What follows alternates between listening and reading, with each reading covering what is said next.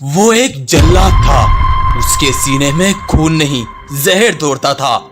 खानसार को अपना किला बनाने के लिए उसने बस 1 घंटे के अंदर अंदर इतनी लाशें गिराई जिन्हें गिन पाना मुश्किल था। जंगल की पूरी जमीन पर खून और लाशों के सिवा कुछ नजर नहीं आता। बस तबाही और जुल्म ने ही चारों ओर अपना झंडा गाड़ लिया था। आग की तेज झोंकों में सुलगते जानवरों की चमड़ी चील कौवे नोच नोच कर खा गए।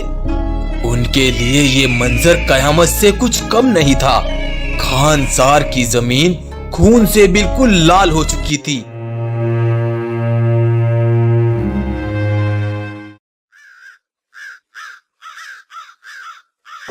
तुम्हारी मौजूदगी में खानसार जंगल की खून से रंगी ये जमीन, ये लाशें गवाह है बहादुर। जान लो तुम्हारा मकसद क्या होना चाहिए।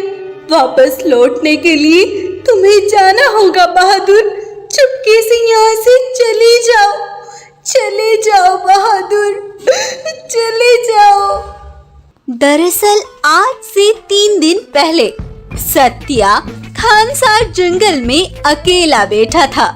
तभी वहाँ से वीर बहादुर गुजरा। अरे ये कौन है? बहुत अकेला और उदास लगता है। मुझे जाकर देखना चाहिए। बड़े उदास लगते हो और हमारे जंगल के भी नहीं हो। कहाँ से आए हो तुम? नहीं रहना मुझे उन ऊंची दीवारों के पीछे। मेरा दम घुटता है वहाँ। वो कहते हैं कि तुम आने वाले समय के राजा हो, लेकिन मुझे तुम्हारी जैसी ये आजाद जिंदगी चाहिए जहाँ अपनी मर्जी से खुली सांस ले सके। मुझे तुम्हारा ये जंगल बहुत पसंद है। जानता हूँ हमारा ये खानसार जंगल सबको उस मायावी पेड़ की वजह से ही पसंद आता है, लेकिन अभी तुम्हें जाना चाहिए क्योंकि तुम्हारे पिता तुम्हें ढूंढ रहे होंगे। ठीक है, मैं अभी जाता हूँ, लेकिन मैं कल जरूर आऊंगा और तुम मुझे अपना पूरा जंगल दिखाओगे। लेकिन सत्या को क्या ही पता था कि कल को क्या होने वाला है। कीलों में रहने वाला वो कांचा बाघ जिसकी नजर अब खानसार जंगल पर थी, लालच अब उसकी नस नस में बस चुका था। खानसार का एक बड़ा रहस्य सामने आया है।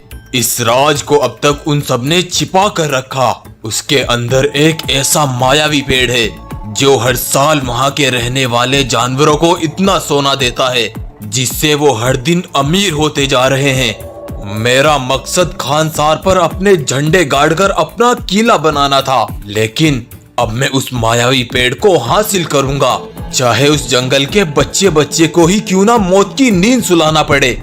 वो इतनी तादाद में अपने सैनिकों को लेकर खानसार पर उतरा जिन्हें गिनना भी मुश्किल था, और वहाँ के रहने वालों को इसकी भनक भी नहीं थी कि उनकी खुशहाल भरी जिंदगियों पर एक बड़ा ग्रहण लगने वाला था।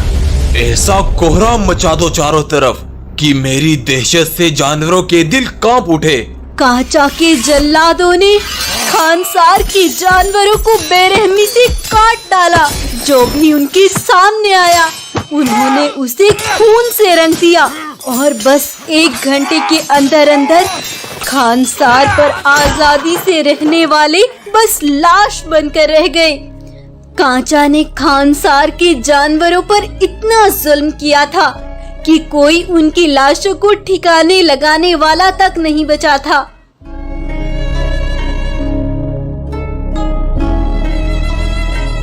और बहादुर की माँ भी सिसकती सिसकती अपने बेटे को वचन देकर आखिरी सांसें गिनती मर गई। तब कांचा उस मायावी पेड़ के पास पहुंचा। मायावी पेड़ इस तरह से चमक रहा था जैसे आकाश में जुगनू चमकते हैं। उसके आसपास की बिखरती रोशनी उसे और भी ज्यादा सुंदर बना रही थी। यही है वो मायावी पेड़ जिसकी मुझे तलाश थी। अब इसी की वजह से ही मैं दुनिया की हर ताकत को खरीद सकता हूँ। इधर कांचा ने अपना मकसद पूरा कर लिया था, और उधर बहादुर भागता भागता ऐसी बंजर जमीन पर जा पहुंचा जहां दूर दूर तक कुछ भी नजर नहीं आता था। मैं कहाँ आ गया? मेरा गला सूख रहा है, मुझे पानी चाहिए। पानी ना मिलने की वजह से बहादुर का सर चकराया और वो नीचे जमीन पर जा गिरा।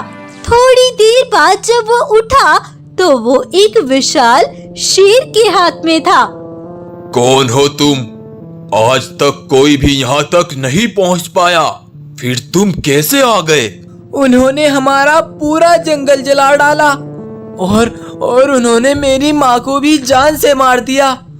मैं वहां से भागता भागता यहाँ तक आ गया, मुझे कुछ भी पता नहीं चला। शांत हो जाओ, और वहां पर पानी रखा है, जाओ जाकर उसको पी लो।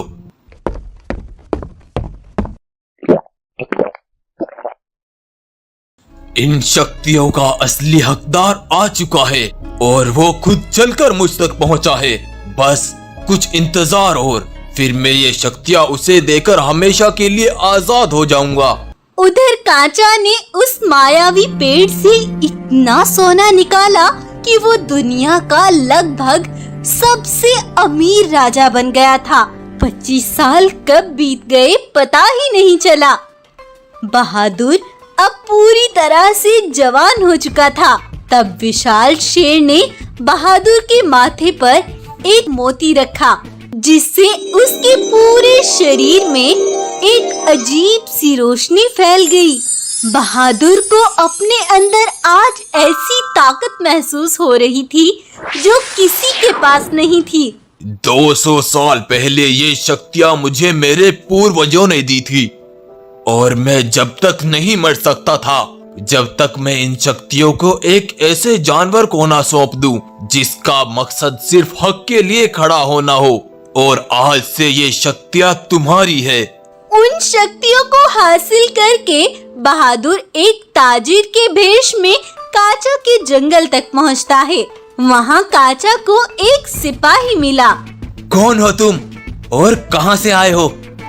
अरे भाई, मैं एक ताजिर हूँ, सामान खरीदता बेचता रहता हूँ। सुना है कल तुम्हारे यहाँ एक बड़ा जश्न होने वाला है।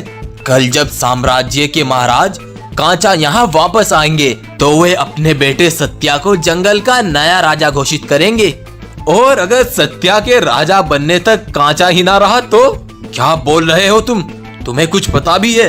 अरे भाई, गुस्सा क्यों हो रहे हो? मैं तो बस एक बात कह रहा हूँ, होने को कुछ भी हो सकता है। खैर, अब चलता हूँ। कांचा अपने एक सिपाही के साथ खानसार के लिए लौट रहा था, लेकिन तभी बहादुर ने कांचा का रास्ता रोक लिया। कौन है तू और तेरी हिम्मत कैसे हुई मेरा रास्ता रोकने की? मैं तुझ पर आने वाला वो तूफान हूँ जिसने अपने बचपन में किसी से तेरी बर्बादी का वचन लिया था। बहादुर ने एक ही झटके में कांचा को खत्म कर दिया। तेरे प्राण अभी बख्श देता हूँ, जाकर उस ना होने वाले राजा से कह दे कल उसका मुकाबला मुझसे होगा। सत्या ने जब अपने पिता की मौत की खबर सुनी तो वो पागल सा हो गया। जिसका डर पूरी दुनिया में फैला हुआ है, ये कौन है जिसने उसे मौत के मुंह में पहुंचा दिया? सत्या अपने सिपाहियों के साथ पूरी तैयारी से खड़ा था। तभी वहाँ बहादुर अकेला आता है। सत्या उसे देख चौंक गया। बहादुर, तुमने मेरे पिता को मारा। अब जितनी गहरी दोस्ती थी उतनी ही गहरी दुश्मनी होगी। मैं समझता था कि तुम अपने बाप से अलग होगे, लेकिन तुमने दिखा दिया, जैसा बाप वैसा बेटा। उसने मेरे बचपन में मेरे इस खानसार को जला डाला था। आज उसी का हिसाब चुकता करने आया हूँ। तो तुम्हें लगता है तुम अकेले हमसे टकरा जाओगे? तभी बहादुर ने अपनी उन शक्तियों का प्रयोग करके अपने 4 से 8 से 16 रूप ले लिए।